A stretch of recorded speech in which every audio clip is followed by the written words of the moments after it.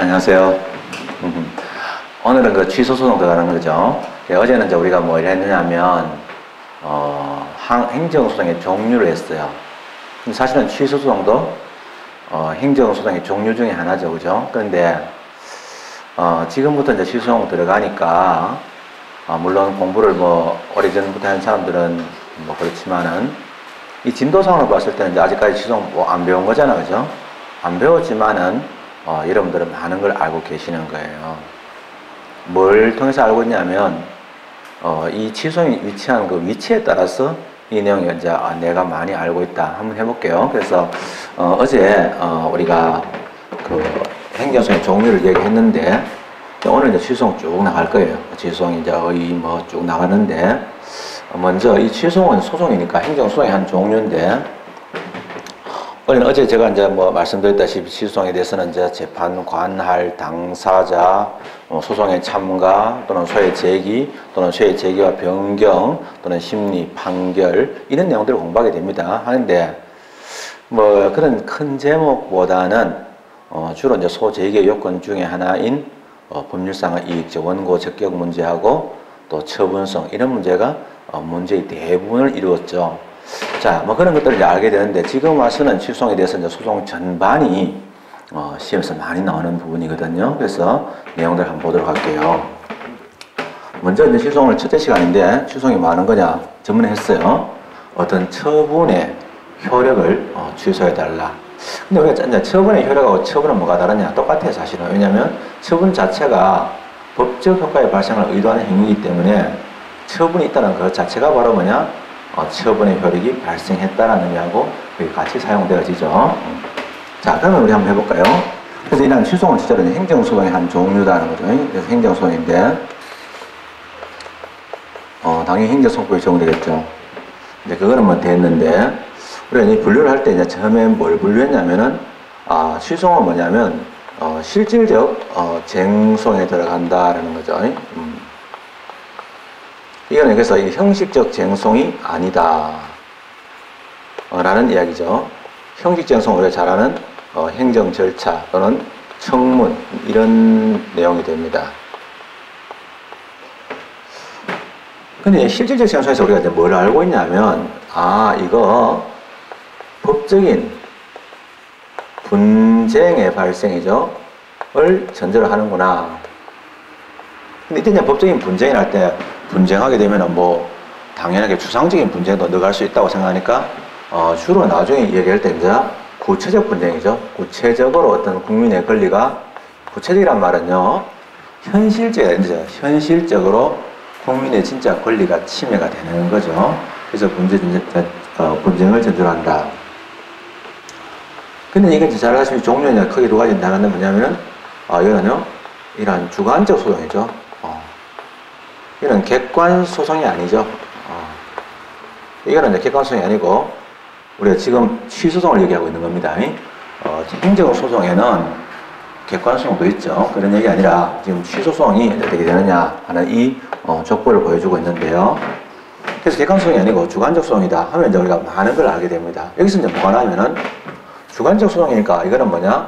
이거는 주관적 공권의 침해가 있을 때 되는구나 라는 거죠. 근데 우리가 이제 주관적 공권할 때 주관적이라든지 공자는 수식어고 결국 이제 주관적이고 공법적인 권리잖아요. 권리의 침해가 전제가 되는구나 인데 요즘 들어서는 물론 권리의 개념이 뭐 강의, 협의 나누어지니까 요즘 들어서는 법률상 이익이라는 말로 대체되고 있습니다. 그죠? 그래서 요거 이런 법률상의 이익의 침해가 있을 때 하는구나. 즉 법률상 이게 침해되니까 구제를 하려고 하는구나. 소송 실무 들어오게 되면 이거 생각해야 돼요. 법관이 있잖아요. 그 많은 월급을 지급하고요. 그 다음에 그렇게 많은 시설물 있는 또는 직원을 데리고 있는 법관이 일이 참 많거든요. 근데 굳이 이 일을 하는 이유가 뭐냐? 법률상 이게 침해되었으니까 구제를 해주려는 거예요. 그죠? 근데 이 법률상 이익이 있어야 되는 거죠. 그래서 이 말은 뭐냐면 법률상 이익이 있어야지 되는구나 이런 뜻이죠. 있어야지 소송을 제기할 수 있다. 이런 법률상 이익이 바로 뭐냐면 우리 행정소송법 제12조에 원고가 되려면은 원고는 아무나 되는 게 아니고 원고의 적격을 갖춰야 되는데 법률상 이익이 있는 자만이 할 수 있다. 그러면 뒤집어서 얘기하면 객관 소송은 법률상 이익이 없는 자도 가능하다. 이런 의미가 나오는 거예요. 그래서 잘 알고 있다가도 객관 소송은 법률상 이익이 없는 자도 원고가 된다? 뭐지? 이렇게 생각하는 사람이 있어요. 이런 말이에요. 그죠? 이런 말이고 연습을 잘 하면 좋겠죠?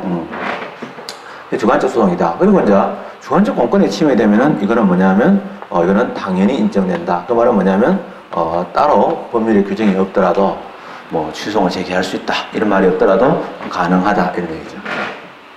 그러니까 주관적 소송 중에서 이제 이거는요 항고소송이다. 그죠? 우리가 이제 항고소송의 대표적인 소송이 이제 그죠? 항고란 말은 이미 결정이 나서 효력이 발생하고 있는 그런 국가의 권력적인 작용에 대해서 새로 이제 한번 했으면 좋겠다 이런 얘기인데 항고는 모두가 뭐냐? 복심이다. 그래서 앞에 결정된 것을 뒤집는 거다 이런 얘기를 하는 거죠. 이건 당사자가 아니다 이런 거죠. 당사자성이 아니다 이런 얘기인데 당사자성이 아니다 해서 이제 중요한 것은 당사자성의 대표적인 것이 뭐냐면 대등한 관계를 기초로 하는 공법관계. 그래서 이제 잘 알다시피 이러한 공법상의 계약 같은 것들, 이러한 공법상 계약은 취소성이 대상이 될 수가 없다. 그러고 보니까 우리가 옛날에 공법상 계약할 때 하자 있는 공법상 계약의 효력은 무효만 가능하고 취소는 가능하지 않다. 이런 거하고 이제 이렇게 탁탁 맞아 떨어지는 거죠, 그죠? 그래서 또 다르게 표현한다면 항고소송의 대상이 되는 것을 우리가 뭐라고 하냐? 처분이라고 한다. 그럼 그냥 처분을 대상하죠. 처분 아주 중요하죠. 처분을 대상하기 때문에 공법상의 계약은 처분성이 없다. 이런 얘기도 나오게 되는 거죠. 그래서 항고소송인데, 항고소송은 처분을 취소하는 거죠. 처분을 취소하는 내용이기 때문에 항고소송인데, 자, 처분이다. 이거를. 처분을 대상한다. 처분은 권력적인 작용이에요. 첫째는 처분을 대상한다. 그래서 이 처분이 항고소송의 대상이 된다. 그래서 처분이 아닌 거는 항고소송의 대상이 될 수가 없다. 이걸 알겠죠. 그 다음에 우리가 알 수 있는 거는 뭐냐면, 항고란 말은, 일단은요, 항고란 말은 뭐냐면, 피고가 누가 되느냐? 이거는요, 처분청. 즉, 행정주체, 국가나 지방자치단체가 아니고, 물론 예외적으로 될 수 있어요. 포함될 수가 있지만은, 지방자치단체나 공공단체가 포함될 수도 있지만은, 원칙적으로는 그 국가 기관의 일부를 이루는 행정기관, 즉, 의사의 표현에, 의사 표시에, 권한을 가지고 있는 행정기관이 피고가 되는구나. 원고 피고 다 나오고, 소송에 대한 대상도 다 나와버린 거예요, 따지고 보면. 다 나와버렸다, 그죠? 그래서 항고다, 이거죠. 항고의 종류가 있는데, 이제 항고의 종류에서는, 세 가지가 있는데, 첫째로 뭐냐? 크게 두 가지가 있어요. 하나가 뭐냐면, 처분에 대해서 이제 따지는 게 있고, 처분을 했어요, 이거는. 뭐, 거부를 하든가, 이거는 뭔가 액션이 있는 거예요. 액션이 있는 거고, 액션이 없는 게 있어요, 그죠? 그게 이제 부작이라는 거죠. 그럼 부작이 이제 처분에 대해서 처분이 있으면 이제 효력이 발생하니까, 부작위는 아무것도 없으니까 효력이 없잖아요. 그렇기는 처분에 대해서 취소소송이란 말이에요. 그죠? 이런 처분을 취소한 소송이죠. 그러니까 이거는 처분의 무효를 구하는 소송이 아니에요. 그래서 무효하고 구별해야 돼요. 부작위하고도 구별해야 돼요. 그래서 좀 이따 공부하지만은, 행정 취소송의 대상으로서의 처분성 들어가게 되면 그 후 처분은 취소송의 대상이 되는데 부작위는 취소송의 대상이 되지도 않을 뿐더러 보통은 이제 소송이 되게 친절하거든요. 행정소송은 국민을 상대로 하기 때문에. 그런데 그래서 뭐 이송도 시켜주고 관할 잘 모르고 와도 저리 가세요 해가지고 보내주기도 하고 이렇게 되는데 이거는 얄짤이 없어요. 아주 뭐랄까 표정이 싹 깔면서 그냥 부작위는 바로 각하시켜버려요. 그 처분하고 부작위 헷갈리는 거는 완전히 표정이 바뀌어버려요. 그게 되게 중요한 거예요. 무효가 취소도 있잖아요. 좀 헷갈린다. 이해해줘요. 그러니까 자기는 무효라고 생각하는데 무효가 안 되면 취소라도 좋아요. 예, 받아들이겠습니다. 해준다고. 또 관할이 잘못되어가지고 엉뚱한 데 관할 오더라도 예, 저쪽 부분을 가십시오. 저희들이 보내드리겠습니다. 네, 다 해준단 말이에요. 이송을 시켜주고 이런단 말이에요. 근데 이거는 전혀 안 그런다는 거지. 이런 내용들을 언제 공부하게 되는 거예요. 알고 보면 이제 상당수가 이제 이미 많이 알고 있는 거죠. 행정소니까 당연히 그 법원이 민사법원이 아니고 행정법원이 관할할 거다 하는 이런 것들이 이미 다 나와 있는 상태입니다. 그죠? 그래서 우리가 그런 배경들을 이렇게 딱 이렇게 느끼면서 이렇게 들어가는 거하고 그냥 뭐 오늘 뭐 아침에 막 부랴부랴 와가지고 그냥 뭐 수업하니까 그냥 또 뭐만 뜯으니까 막 귀에 좀 들어오고 막 담아놨다가 적어놨다가 이해하면 이해하고 그거보다는 좀 숨을 좀 쉬면서 좀 호흡을 좀 천천히 가지면서 진행하면 좋겠는데 그 취소송을 지금 하고 있습니다. 그래서 우리 취소송은 뭐냐면 항고고 당사자가 아니다. 복심이고 시심이 아니다. 또 이건 잘 알겠지만은 주관적 쟁송이고 객관 쟁송이 아니다. 그리고 실질적 쟁송이고 형식적 쟁송이 아니다. 하는 이런 기초에서 이제 얘기가 시작됩니다. 취소에 대한 개념은 뭐 특별히 이야기 드릴 게 없어요. 두 번째 기능 나오는데요. 원상회복 기능이라는 것은 어떤 뜻이냐면 이거는 말을 붙인 거예요. 그건 뭐냐면 원래 잘못된 처분이 있었는데 만약 이 사람이 영업을 받아 허가하고 있었는데 영업을 취소했어요. 그 취소 처분을 또 취소하면은 원상이 회복되겠죠. 나중에 그거는 적법성 유지 기능 뭐 있다. 그래서 만약 위반 처분을 취소하게 되면은 적법성 유지 기능이 있고 합의를 확정 기능이라는 말을 썼는데요. 시험에 나온 적은 없어요. 교과서에서 있는데 처분의 확정 판결은 제3자의 효력이 있다. 다시 말하자면 어느 한쪽에서만 통하는 게 아니고 두루두루 모순되기 없이 통한다 이런 의미겠죠. 저지 기능이 있다. 저지하는 건 왜냐하면 취소를 하게 되면 이제 잘못된 처분이 이제 저지되겠죠. 그러나 저지 소송은 없어요. 저지해달라 이런 소송은 없는데 반복 방지 기능 나중에 말씀드리겠지만은 이제 시정의 판결에 의해서 이제 기소이 발생하게 되면은 동일한 처분을 동일한 이유로 반복할 수가 없어요. 그래서 그런 게 있다. 시정의 성질은요, 이제 확인 소송이냐 형성 소송이냐 나오는데요. 형성이라는 말은 있어요. 항고를 말해요. 그래서 준형성 소송이다, 또는 준항고 소송이다, 뭐 이렇게 이야기를 하고 있어요. 그래서 확인 소송, 취소는요, 형성 소송이다라는 쪽으로는 얘기 되는데, 참, 제가 무효를 내가 착각했네요. 형성 소송이다. 전형적인 형성 소송이죠. 항고 소송이고. 제가 말씀드린 잘못 얘기 드렸는데요. 무효동 확인 소송이 이제 준항고 이렇게 얘기하죠. 그 다음에 소송물 나오는데, 이 소송물은 되게 좀 중요한 부분이에요. 그래서 여기서 이제 이야기하려는 건 아닌데, 아직 우리나라에서는 처분 등의 위법성 그 자체 또는 위법성의 배제를 소송물로 본다. 즉, 취소를 할 때 그 처분에 취소한다 할 때 그게 도대체 뭐를 취소한다는 얘기냐 하는 그런 이야기예요. 그러니까 이거는 이렇게 말을 해서는 안 되고요. 저 뒤에 가지고 이제 기판력 또는 기속력 할 때 이제 소송물 요인이 나오게 되는데 상당히 복잡하고 공무원 시험에서 굉장히 어렵게 나왔어요. 옛날에 형시에도 잘 안 나왔던 그런 문제가 출제가 되고 있습니다. 자, 이런 이야기를 했고요. 그때는 취소송 들어왔는데 그러면 이제 취소송이 이제 어디서 하느냐? 우리가 보통 이제 소송이라는 것은 양 당사자를 불러가지고 이제 무대에 올려놓는 거잖아요. 그럼 무대가 어디 설치되느냐? 이게 이제 관할이에요. 어느 부분에서 하느냐인데, 그게 뭐 행정부에서 하죠. 이렇게 생각하기 쉽지만은 그게 아니고, 재판권은 누가 갖고 있냐면 사법부가 갖고 있어요. 근데 법원의 종류가 되게 많아요. 각급 법원 해가지고 지방법원, 고등법원, 대법원 이렇게 신급별로도 나누어지고, 지방별로도 서울지방법원, 광주지방법원, 대구지방법원 이렇게 나누어져 있단 말이에요. 부산지방법원 이렇게 나누어져 있는데, 그러다 보니까 어느 부분에서 이 사건을 배당해 가느냐. 그래서 관할이란 말 자체는 어떤 직무, 일을 나누는 범위를 얘기합니다. 그래서 쪼개는 거죠. 여기서 이제 재판관을 나누는데 이 재판관에 대해서 이제 구조가 있고 7조가 있는데 보통 이때까지 구조를 중심으로 시험에서 많이 나왔어요. 공무원 시험에서는 과거에는 구조 1항 정도 나오다가 요즘은 구조 2항 나오고 당연히 나오고 지금은 이제 7조까지도 출제가 되고 있어요. 그래서 7조에 대한 조항을 추가를 했는데요. 먼저 구조 1항부터 볼게요. 취소 소송의 1심 관할 법원은 피고의 소재지를 관할하는 행정법원으로 한다. 이게 되게 중요한 조항입니다. 그래서 과거에 이 정도 시험에서 나왔어요. 근데 다만 중앙행정기관 또는 그 장이 피고인 경우 관할 법원은 대법원 소재지의 행정법원을 한다. 옛날에는 서울 이렇게 했거든요. 근데 지금은 이제 아니고요. 대법원 소재지로, 왜냐하면 행정수가 바뀔 수 있다 이런 그 걱정이 있어서 그런지 모르겠는데 그렇게 말을 하고 있습니다. 그래서 이제 과거에는 행정법원 이름이 서울에 있는 행정법원을 서울행정법원이라고 했어요. 근데 지금은 중앙행정법원의 이름을 바꿨어요. 저것들이.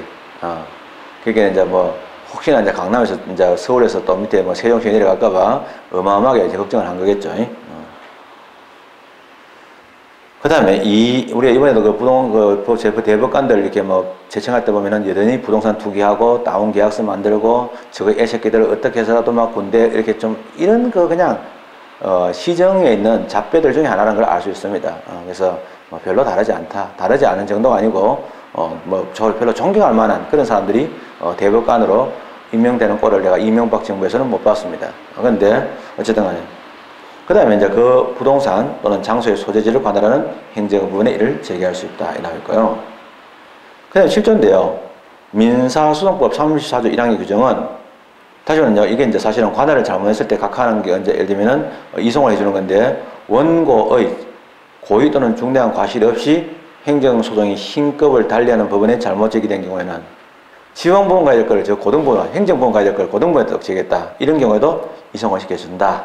그래서 옛날에는 이게 옛날 판례 보면요, 이제 이거 잘못되는 경우는 각하를 시켰어요. 근데 지금은 이송을 시켜준다, 보내준다, 이런 이야기입니다. 그래서 그런 얘기 나오는데. 자, 여기서 이제 뭐, 과거에는, 여기는 문제가 많이 나오느냐, 많이 안 나와요. 안 나오느냐, 그렇진 않아요. 그야말로 덤성덤성 나오는데 공부는 해둬야 되는 거고요. 했는데, 이 재판관에서 구조 1항이 제일 중요한데, 하나하나 보도록 하겠습니다. 자, 그래서 첫 번째 이제 뭐냐면, 이런 취소송의 재판 관할을 한번 공부해 보겠습니다.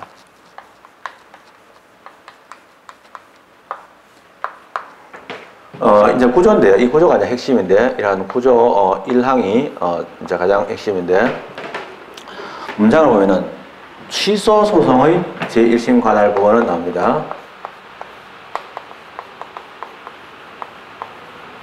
요건이 중요합니다. 취소송은. 우리 그냥 취소하니까 뭐 제목 정도로 그냥 주어 정도로 생각할지 모르지만은 중요하죠.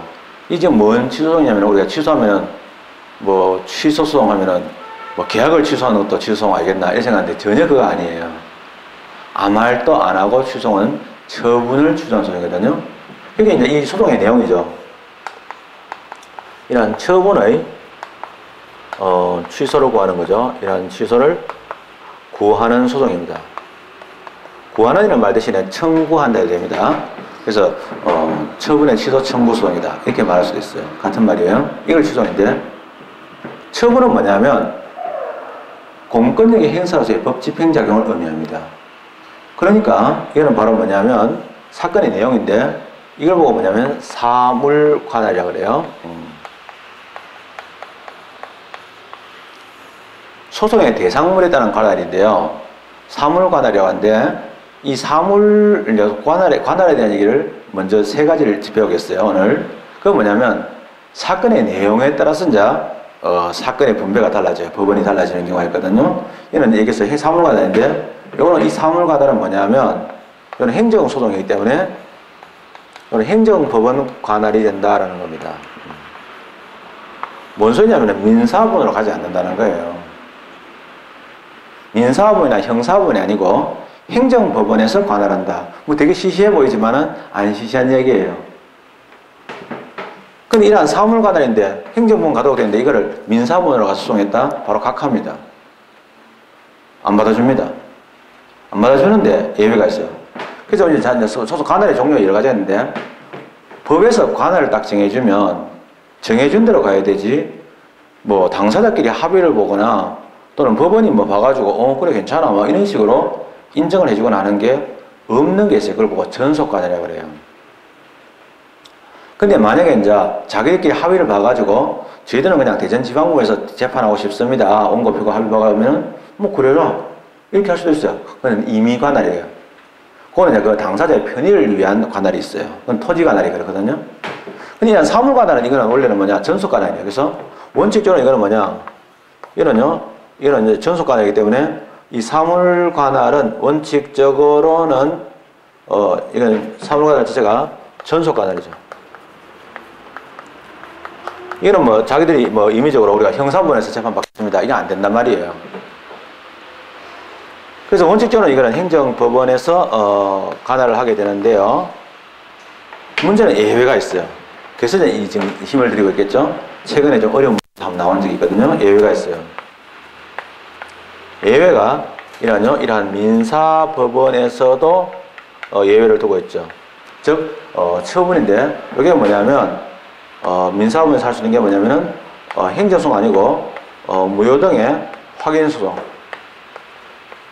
이러한 무효등의 확인소송은 이 선결 문제가 됐을 때 민사소송의 선결 문제가 된 무효인 행정처분에 대해서 무효를 확인한 이 부분은 취소 아니에요. 지금 관할 얘기 나오는데 또 무효 가서 또 무효등 확인소송에서 관할 또 새로 이야기하고 잘 안 하니까 한목에 이야기하는 편인데 무효등 확인소송에서는 무효 확인을 구하는 이 선결 문제에서는 전속관할의 예외를 인정한다 이렇게 말하는 거예요. 그런 말들은 그 말이 이런 뜻이구나. 전속관할의 예외를 인정합니다라는 말이 선결 문제 이야기하는 거구나. 성격 문제가 있을 때는 한다. 이런 얘기죠. 그래서 사문 관할에 대한 얘기죠. 두 번째가 뭐냐면은 제1심 관할 부분은 나옵니다. 그래서 이러한 제1심 나옵니다. 이것도 중요하죠. 재판의 종류는요, 또는 그 분쟁의 종류는 1심 사건도 있고 2심 사건도 있고 3심 사건도 있어요. 1심 같은 경우는 있고 1심 판결 자체에 불복할 때는 2심 가게 되고 2심 자체에 가면 3심 가게 되거든요. 이때 이제 1심 사건을 관할하고 2심 사건을 관할하는 이런 사건들을 그냥 이렇게 이제 심급에 따라서 1심, 2심, 3심을 심급이라 그래요. 이 심급에 따라서 이러한 심급 관할이 있어요. 근데 이러한 심급 관할의 경우는 이거는 이제 잘 알다시피 원칙적으로 우리가 행정소송의 경우도 과거의 행정소송은 민사나 형사하고 달라가지고 2심제였어요. 지금은 아닙니다. 지금은 원칙적으로는 3심제입니다. 이러한 3심제를 그대로 유지하고 있습니다. 예외적으로 이제 예를 들면은 지금도 2심제가 있긴 합니다. 예외가 있습니다. 그리고 한 방에 끝나는 단심제가 있습니다. 그럼 이제 잘 알다시피 3심제에서는 1심 법원이 어디냐 할 때 바로 이거는 행정법원이 됩니다. 2심이 바로 뭐냐? 고등법원이 되죠. 3심이 뭐냐? 대법원이 됩니다. 모든 그 2심이 다 고등법원 아닙니다. 잘 아시다시피 지방법원 지원에서 이루어지는 일은 지방법원 합의부가 2심이 되고요. 그 다음에 거기서 바로 대법원 올라갑니다. 고등법원 안 거치고 올라가는 수가 많기 때문에 현재 우리나라에서 법원 중에서 제일 한락한 법원이 고등법원이에요. 우리나라에서 고등법원의 기능이 좀 약간 약합니다. 2심제가 있는데, 그래서 3심제가 있고 2심제가 있는데, 2심제의 경우는 뭐냐면, 이거는 이제 잘 알다시피, 예를 들면 이런 경우는 바로 1심이 바로 뭐냐? 고등법원입니다. 근데 이거는요, 이러한 대법원 이렇게 올라가는 거죠. 그래서 바로 이렇게 올라가는 형태고요. 단심제는 바로 1심이 대법원입니다. 이런 거, 그래서 법원에 왔을 때 지방부 행정법원 안 거치고 바로 올라오는데 이게 바로 뭐냐면 특허. 이러한 특허 소송의 경우는요, 특허의 경우는 그 전문성 때문에 특허청에서 2번 거쳐요. 보통 행정심판을 2번 해요. 항고심판원이 있어요. 그래서 항고심판원이 있는데, 특허심판원이 있는데, 그게 있어서 그렇게 가게 돼 있고요. 요거는 잘 알겠지만은, 이러한 기관 소송 같은 것들, 이런 것들은 다 뭐냐? 대법원이고, 나중에 선거소송 전부 다 아니고, 선거소송 중에서 빅3, 대통령 선거소송, 국회의원 선거소송, 그 다음에 시도지사 선거소송이 있습니다. 이렇게 돼요. 기관소송의 경우는요, 스몰3, 이거 참 고등법원에서 하는 것도 있어요. 고등법원에서 하는 스몰3가 있거든요. 그건 뭐냐면 지방 의원 선거소송하고요. 그 다음에 이러한 시장, 군수, 구청장 선거소송 이런 쪼무레기들은 이거는 뭐냐면 고등법원에서 시작을 해요. 이거는 고등법원에서 시작하도록 되어 있다. 이런 얘기죠. 그래서 이런 것들이 이제 그 내용에 들어갑니다. 그래서 현재 이거는 선거소송입니다. 뭐 국회 선거에 관련되는 모든 이런 거 아니고 국회의원과 관련된 모든 이거 아니고 선거소송만 그렇다는 얘기예요. 그래서 이렇게 구분되더라. 이게 이제 신급 관할이라는 거예요. 그래서 이러한 제1심이죠. 그래서 이러한 나오는데 관할 제1심 관할 부분은 그래서 제1심을 관할하는 부분은 나오죠.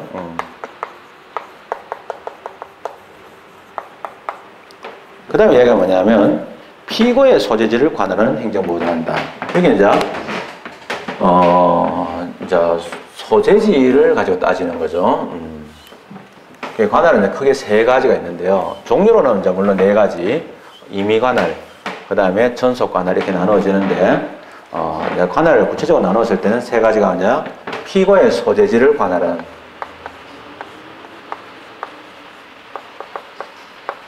이런 피고의 소재지를 관할하는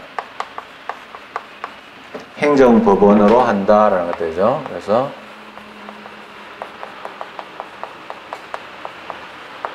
이 피고입니다. 이 피고는 뭐냐? 이런 피고가 바로 뭐냐? 처분청입니다.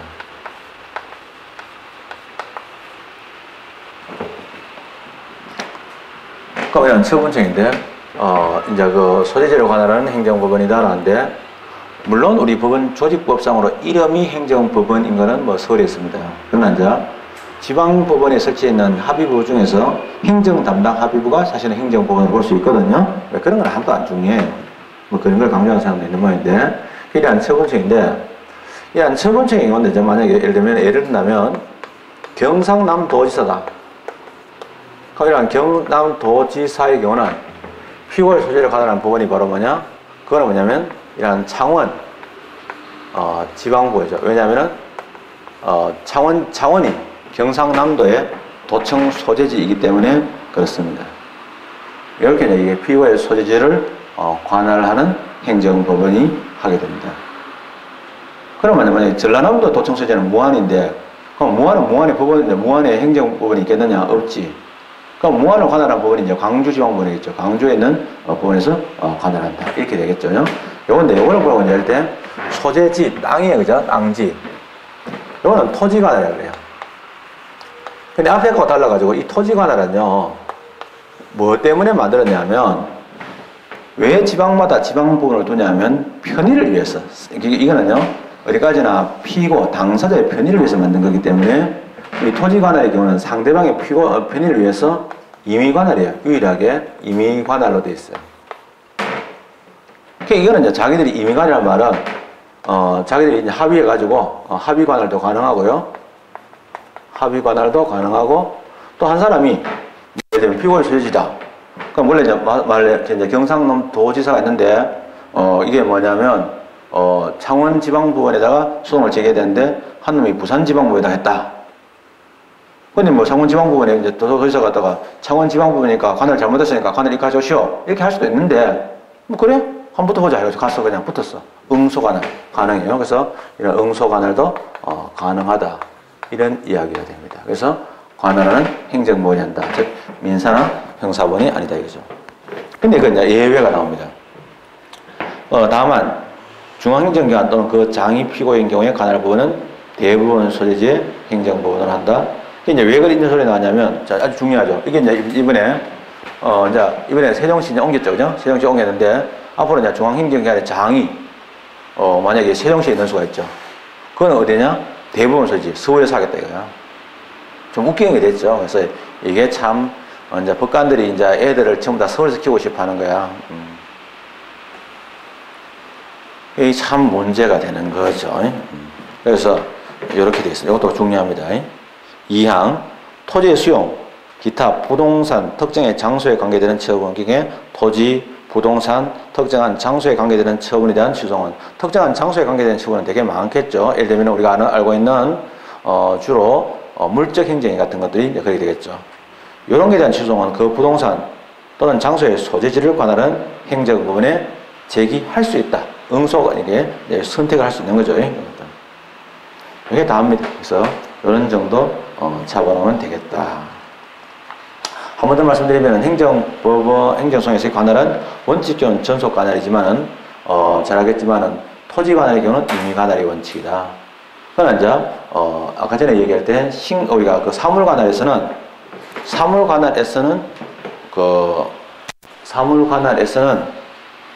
예외가 인정돼 가지고 취소가 아니고 무효동 확인 소송에서 예외가 인정돼서 선결 문제에 대해서는 판단이 가능하다 나옵니다. 그래서 하나만 더 얘기할게요.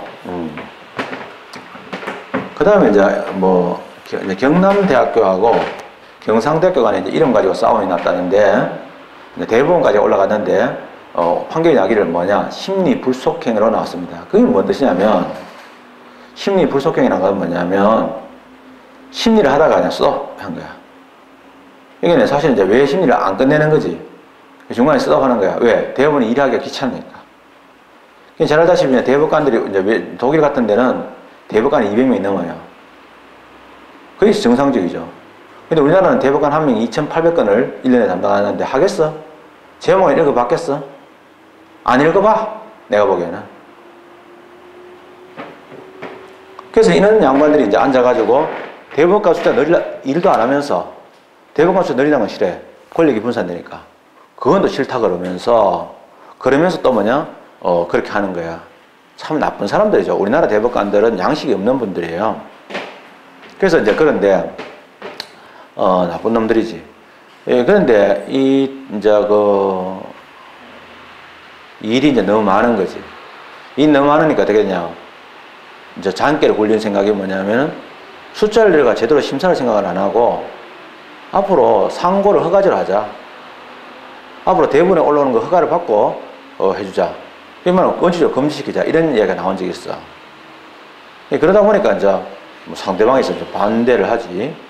그 말 안 되는 소리가 나. 아니 우리나라 법관들은 기본 개념이 무개념이야.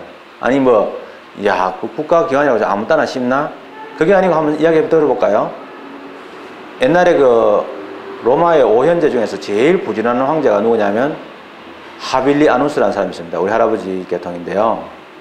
하시 집안인데 어쨌든 하빌리 아누스가 있습니다. 이 하빌리 아니고 하드리아누스 죄송합니다. 제가 아침에 맛이 갔어. 하드리아누스가 있는데 이제 보통 히읗 빠지면 아드리아가 됩니다. 아드리아해란 말이 원래 이제 이거 아드리아누스가 이제 이렇게 앞에서 그 선을 끊는 거예요. 하도 로마의 제국의 영역을 확대했는데 영국까지 확대하는 사람이에요. 영국에다가 성 쌓고 한 사람인데 일벌레. 나중에 일을 너무 해가지고 나중에는 하반신을 못 쓰게 될 정도로 그냥 일벌레야. 굉장히 부지런한 양반인데 로마 황제는 원래 이제 저쪽에 신전에 제사를 지내게 돼 있어요. 시간에 딱 맞춰가지고. 근데 이제 본래 황제들은 교자를 탈 수 있지만은 그러면 교만하게 보이니까 걸어가요. 신전으로. 근데 좀 늦었대. 약간 지각.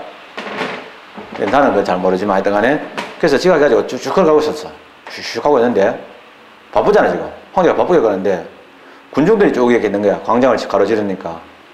그게 참 서양 문화의 좋은 점이기도 해요. 로마 모든 게 다 좋다는 건 아니고. 그게 그때 막 그 기다리고 있던 어느 여인네가 황제 보고 청혼하는 거야.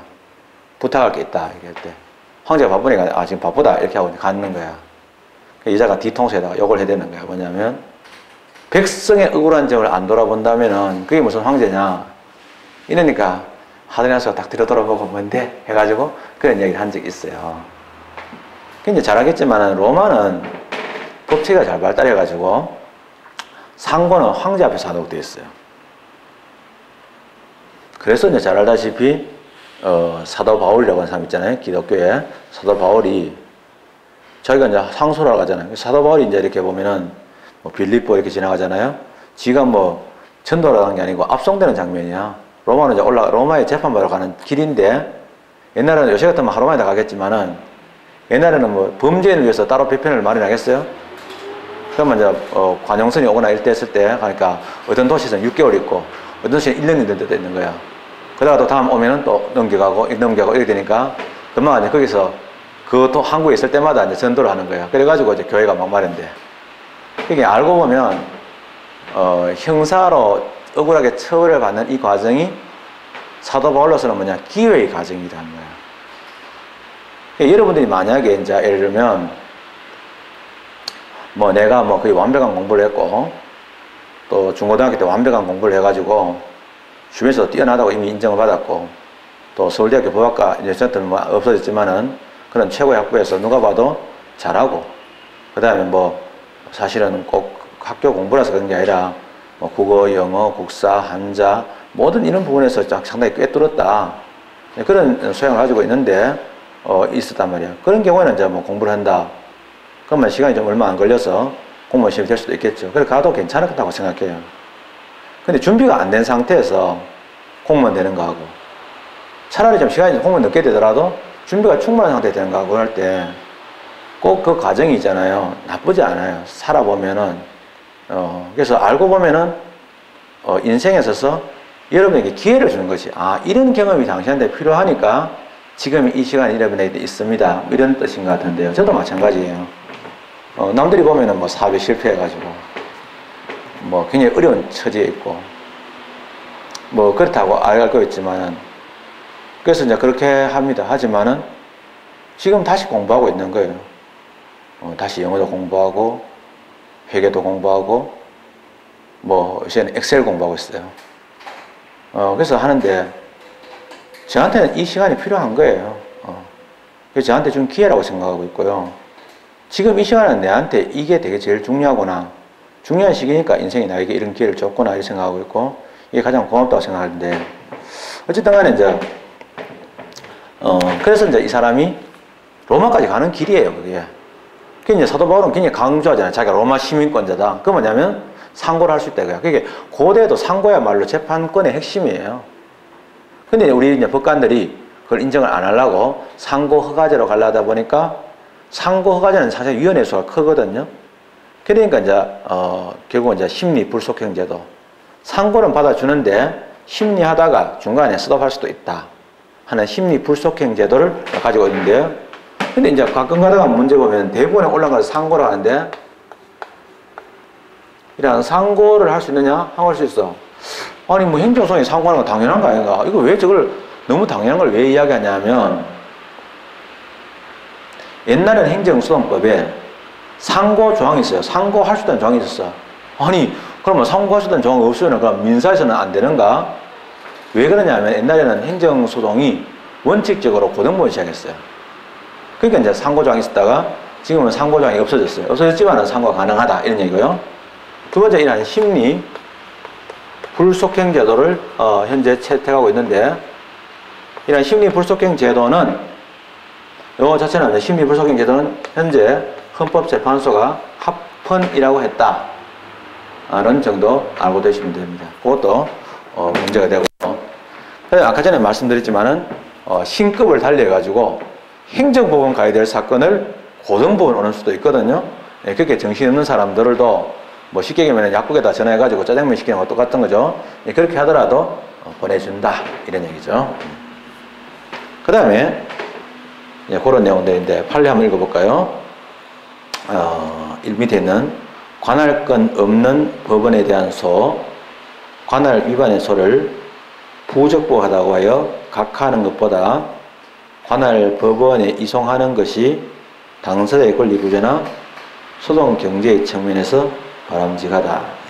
2번 행정사건을 민사사건으로 하여 민사소송을 제기한 경우 수소법원, 그 소송을 제기받은 법원이 취하여야 할 조치는 원칙적으로 관할법원에 이송해 주는 거다.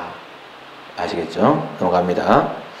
그 다음에 5번에 관련 청구 소송의 이송과 병합인데 의외로 시험에서 많이 나오는 부분입니다. 이건 상당히 좀 중요한데요. 관련 청구의 이송 병합. 이건 한번 좀 얘기해 보죠.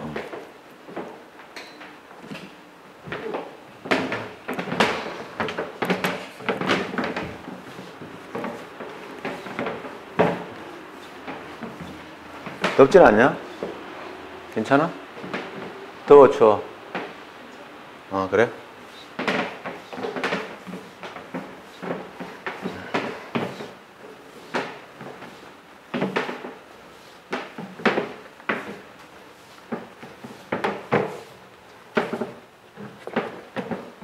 소송은 이제 뭐 자세한 내용이 필요 없어요.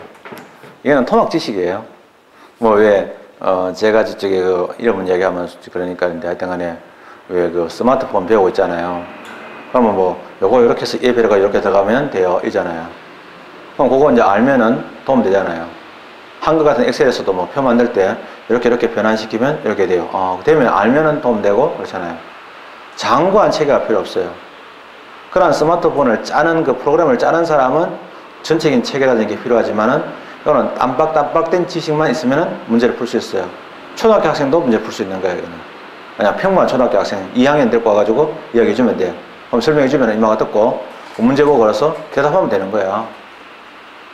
그렇게 단순하게 돼 있어요. 네, 그만큼 이제 취소송인데 이송 이사할 때 있잖아요, 그죠?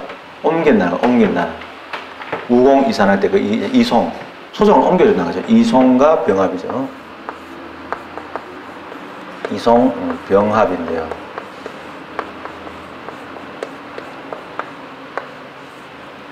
그 이제 관할이 잘못됐다. 그럼 다른 법원은 토스해 주는 거죠. 여기 이제 이송이고요. 병합은 묶어서 가는데 우리 예를 들면은 윷놀이 할 때 왜 이제 동이라 그러나요? 뭐 한 동 났다 두 동 났다 보통 이분들 뭐라 그래요? 말인데 말에 해당된 거를 뭐 한 동, 두 동 이렇게 말하기도 하거든요. 단위가 어떻게 되는지 모르겠는데 그럼 보통 4개로 이렇게 출발하잖아요. 각각 다른 그 말을 해가지고, 그래가지고 이제 잡아먹기 시도 또 빠꾸대고 이렇게 해가지고 내동이 다 나야 되는 그런 건데, 업어간다는 얘기 하잖아요. 그게 바로 병합이에요. 이렇게는 이제 뭐냐는 2개가 1개로 바뀌는 건 아니에요. 말이 2개가 아니라 둘이 같이 간다는 거예요. 왜냐하면 사건이 비슷하니까 만약에 어떤 경우, 이런 경우 있겠죠. 내가 위법한 행위를 한 적도 없는데 국가가 나한테 이번에 해수욕장에서 뭐 일제 뭐 점검해가지고 나를 말이죠. 잘못된 그 업자로 오인을 해가지고 영업을 정지하는 바람에 내가 여름에 장사를 못 해가지고 손해가 막 심해. 그랬을 때 이제 정부를 상대로 해가지고 국가 배상을 청구하게 돼 있어. 근데 그런과 동시에 내 영업 정지 처분도 취소를 해야 되겠어. 그래서 영업 정지 처분에 대한 취소송은 항고소송이고 판례나 다수이 다 항고로 보지만은 그래서 항고소송 제기했어. 소송 한 건 했어. 취소송 제기하는 거 하나 있고. 또 하나 국가 배상 소송인데 이론적으로는 당사소송인데 근데 이거는 이제 실무에서는 민사소송 하니까 또 민사소송 한 건 해놨어. 사건 번호 다 달라. 근데 알고 보면 이제 이게 원인되는 행위가 그 당시에 공무원이 이 사람의 한 행위에 대해서 어떻게 했느냐 하는 그 사건 자체를 동일한 사실관계에 기초하고 있거든. 그럼 결과적으로 이제 불러들일 때 그 당시 네가 미성년자 맞나 뭐 아니 이런 것들 다 따져보게 됐는데 사실은 이 소송이나 저 소송이나 불려올 사람들은 똑같고 검토해볼 것들이 다 중복되어 있거든. 근데 이 소송 따로 가고 저 소송 따로 가고 하면 그것도 문제가 되고 그래서 법원도 할 일이 아니고 당사자도 할 일이 아니니까 묶어서 같이 그냥 물어보자. 그러면 이제 보내주면은 그 부분에서 덤태기를 쓰는 거죠. 쉽게 이제 미뤄주게 하는 거잖아요. 그래서 가위바위보 해가지고 설거지 미뤄주기 하는 거 똑같아. 그래서 미뤄주면은 금마가 혼자서 다 정리를 한단 말이에요. 이게 바로 뭐냐? 병합이란 거야. 사실은 이 병합은 뭐냐면 심리를 병합한다는 거라고. 그래서 이제 판결은 따로따로 나. 사건이 따로 딴 사건이니까 그냥 뭐 결과적으로 같은 기초에서 나겠지. 그래서 이제 위반하니까 손해배상 해줘라, 위반하니까 취소해라.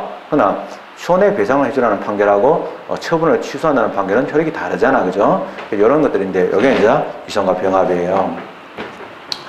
되게 중요한 제도인데 이제 우리 공무원 시험에서도 이 부분에 대해서 이제 점점 눈을 돌리고 있고요. 이게 이제 좀 어려워지기 시작하면 이제 주관적 병합, 객관적 병합 이런 소리를 하게 된단 말이에요. 주관적이라는 것은 당사자를 기준하는 거고요. 객관적이라는 것은 그 소방물을 이제 기준하는데 이런 말도 나오는데 최근에는 그런 문제도 나온 적이 있어요. 왜 그러냐 하면 이게 문제가 어려워지게 되는 이유가 뭐냐면 세무사 시험 문제에 과목에 행정법이 아니고 행정소송법이라는 과목이 있어. 그러니까 세무사 시험에서 행정소송법 자체가 한 과목이야. 사실 문제가 매년 출제가 돼. 누가 출제하겠어요? 행정법 선생님들이 출제하겠지. 그러다 보니까 아니 그 한 개 시험에서 40개 하니까 온갖 문제를 다 내게 돼 있어. 뭐 맨날 처분서만 낼 수가 없잖아. 우리는 이제 공무원 시험에서는 뭐 행정소송법 문제 기식해가지고 한 4대 문제 나오면 많이 나오는데 그러면 그거는 중요한 것만 내면 되지만 이거는 그렇지 않단 말이지. 그러다 보니까 이제 뭐냐면 그래서 이제 나온 게 그래서 이런 문제가 많이 나와. 옛날도 나오지만은 그래서 1항 보죠. 10조입니다. 그래서 이성과 병합에 보면은 먼저 관련 청구 소송의 이성과 병합입니다. 그래서 모든 이성이 아니고 아까 전에는 뭐냐 이제 신급이 잘못됐을 때 신급을 잘못해가지고 했을 텐데 이거는 뭐냐면 첫째로 이런 관련 청구 소송의 이성과 병합 이게 관련 청구 소송 아까도 봤지만은 실제로 이제 아까 전에 그 해수욕장에서 뭐 취소를 할 때는 그 영업에 취소하고 그 다음에 손해배상과는 관련돼 있잖아요. 그래서 관련 취소송의 이성과 병합인데 문제가 많아요. 이거는 취소 소송과 다음 과거의 일에 해당하는 소송인데 그걸 보고 관련 청구 소송이라고 하는데요. 이 각각 다른 법원에 계속되고 있는 경우에 할 때 계속은 continue라는 뜻이 아니고요. 영어로 치면 belong to입니다. 이게 이제 재판권이 그 사람이 그 법원에 귀속되고 있는 이게 아무 법원이나 그 사건을 감당하시고 이거 내 사건이다 하는 거죠. 그래서 이제 계속이라고 할 때인데요. 개자는 뭐 연기한다는 개자를 쓸 수도 있고요. 근데 원래는 이 개자를 쓰기도 합니다. lineage라는 때 개통할 때. 소속할 때 속자는요. 한자리 있죠. 뭐 이런 거. 그래서 그냥 계속인데 하여튼간에 이제 그래서 계속이라고 하죠. 이 소속한다. 속자가 너무 복잡하잖아요. 복잡하니까 이제 보통 옛날에 어른들도 이 속자는요 이렇게 약자를 쓰게 됐어요. 한자 약자도 있어요. 이건 한글 약자고요. 하여튼간에 소송이 계속되기도 한다 이런 것도 있는데 뭐 한자 이런 것도 있어요. 이런 장난치는 거에는 나라국자도 이렇게 쓰잖아요. 이렇게. 장난으로 치는 거죠. 저런 게 몇 가지가 있는데, 그래서, 소송이 계속된다, 이런 말인데, 비롱이죠. 그래서, 이제 소송이 계속되는 부분이 바로 뭐예요? 수소 부분이에요. 그래서, 계속되는 경우에 관련 청구 소송이 계속된 법원이 상당하다고 인정할 때는, 그게 이제 이송을 누가 하냐면, 관련 청구 소송이 계속된 법원에서 본래 내 관할이잖아요. 내 걸 토스할 때 누가 하냐면 갖고 있는 놈이 토스하잖아요. 그렇게 되면 토스할 때 당사자의 신청 또는 직권에 의하여 이를 취소 소송이 계속된 법원에 이송할 수 있다. 이미지인 거죠. 그래서 나오는데 그러면 이제 이송할 수 있는데 그래서 제일 중요한 게 뭐냐? 이 문장에서 너무 중요한 게 뭐냐면 에 의하여 취소 소송이 계속된 법원으로가 되게 중요해요. 쌍방향 아니에요. 한 방향이에요. 편도입니다. 그래서 한 번 더 얘기하면요. 만약에 관련 청구소송이 있어요.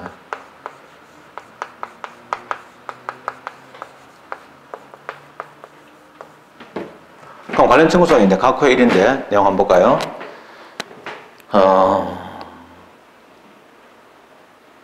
당해 처분과 관련된 손해배상 부당이득 반환, 원상회복 등 청구소송. 그래서 한번 다 써보는 거지. 이러한 당해 처분과 관련되는 이거는 참 익숙한 거 세 가지거든요.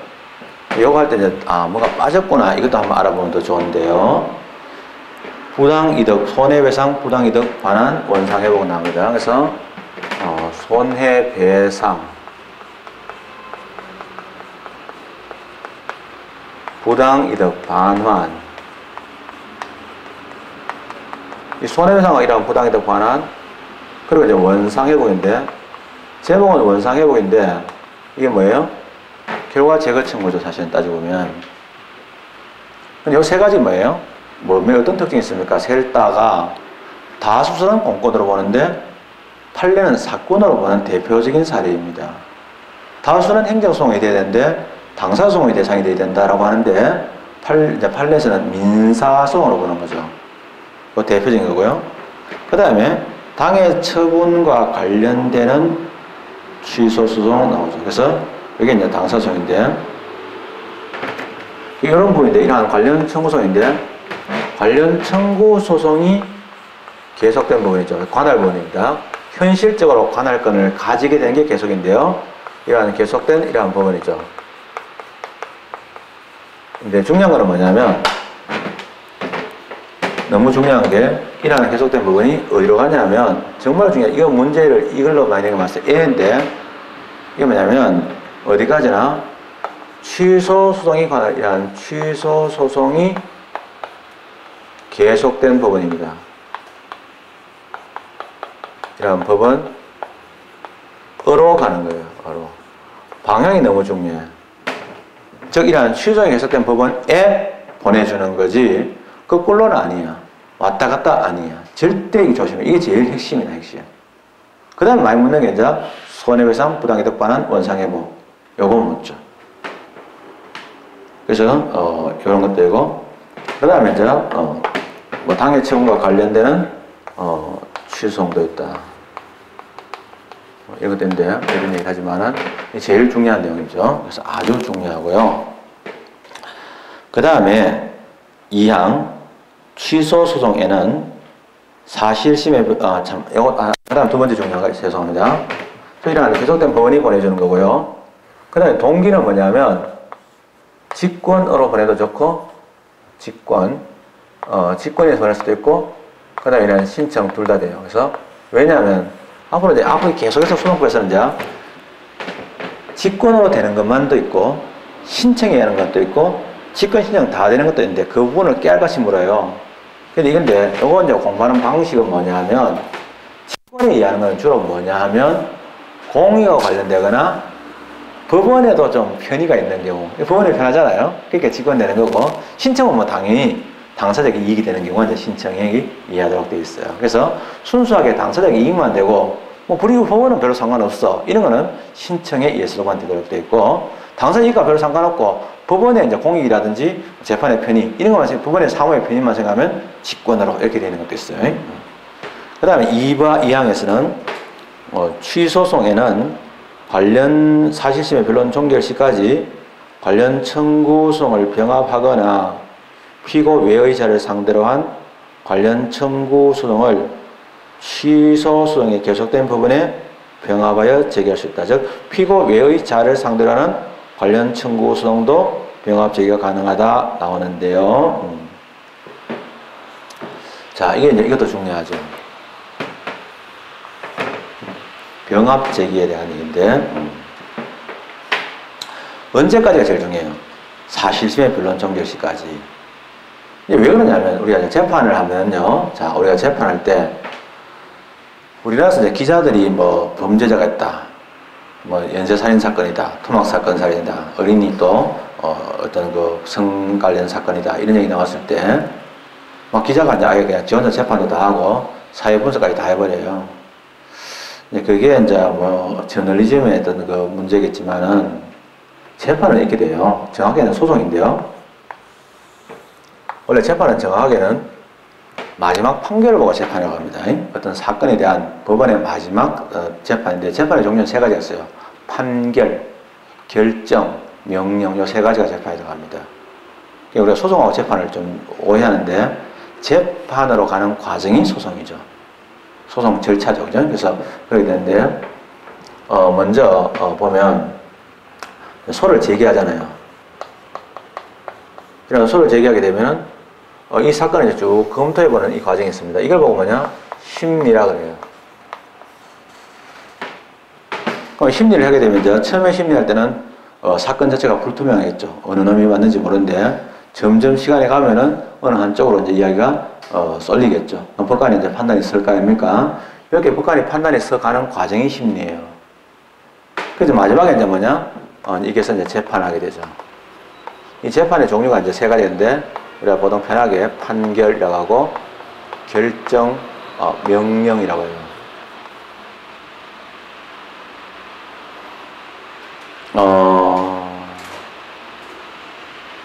판결은 이제 이거는 구경만 하면은 판결하고 이제 결정은 법원이 하는 거고 명령은 법관이 하는 거예요.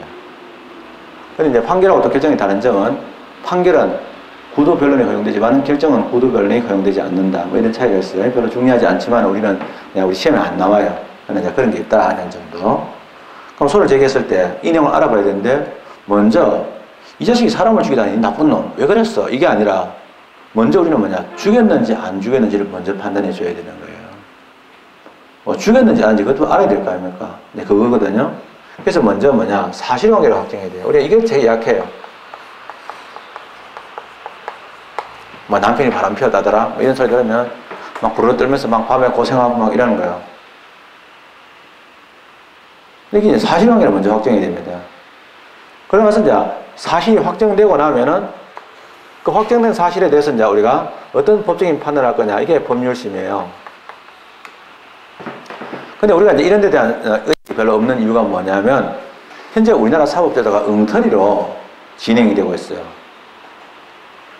그게 뭐냐 하면 이제 미국의 같은 경우는 형사재판의 경우에는 사실심, 이 치과 의사가 이 모녀를 살해한 건 맞느냐, 이 부분에 대한 판단은 법관이 잘하는 게 아니고 상식에서 판단해야 되거든. 그래서 이러한 사실심의 경우에는 본래 대배심원들이 한다고, 배심원들이. 그럼 배심원들이 이러한 배심하는 과정에서는 법관은 장래 질서만 유지해. 사회자 역할만 하지 자기가 판단할 게 없어.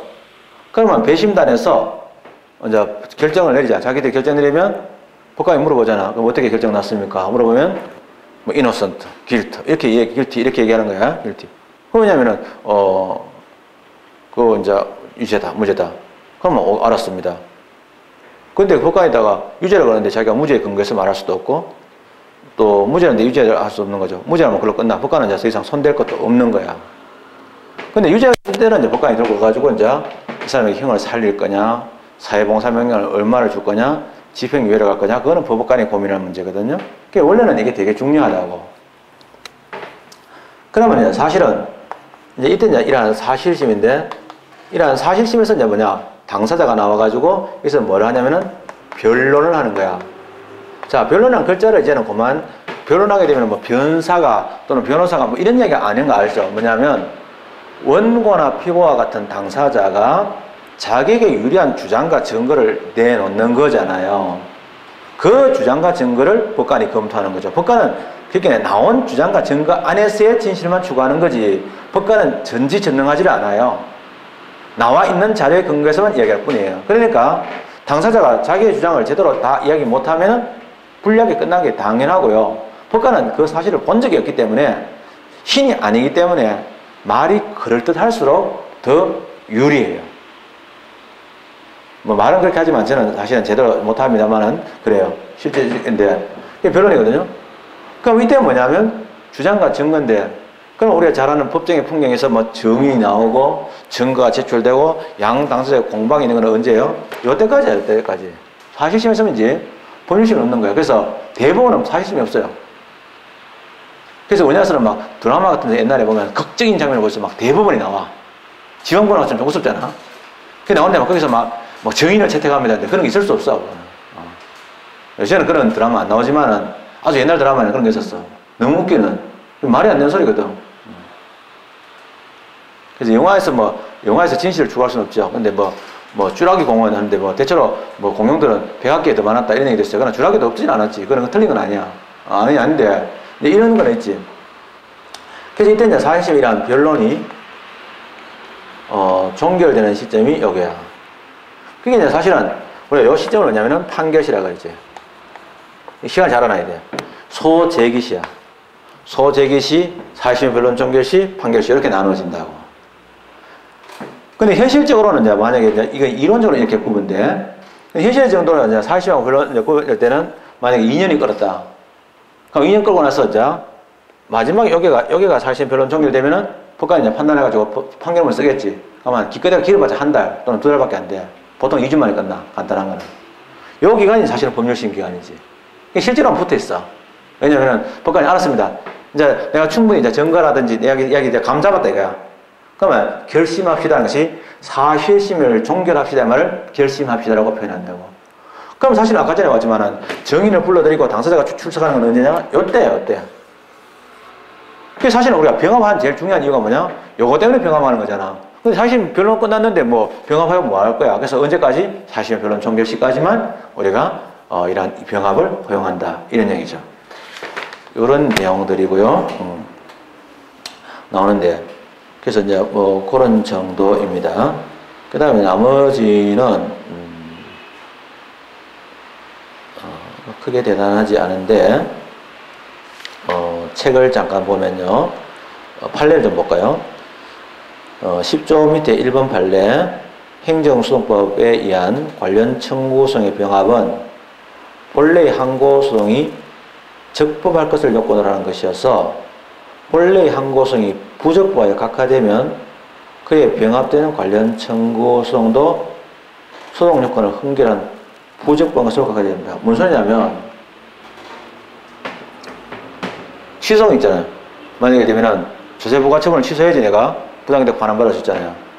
근데 문제는 조세부가처분에 대한 취소는 쟁송 제기간이 있잖아요. 즉 지나가지고 슬그머니 막 얼버무려 가지고 부당이득 반환 청구송을 하면서 관련 청구송을 이렇게 물어붙이는 거 그거 허용되지 않는다.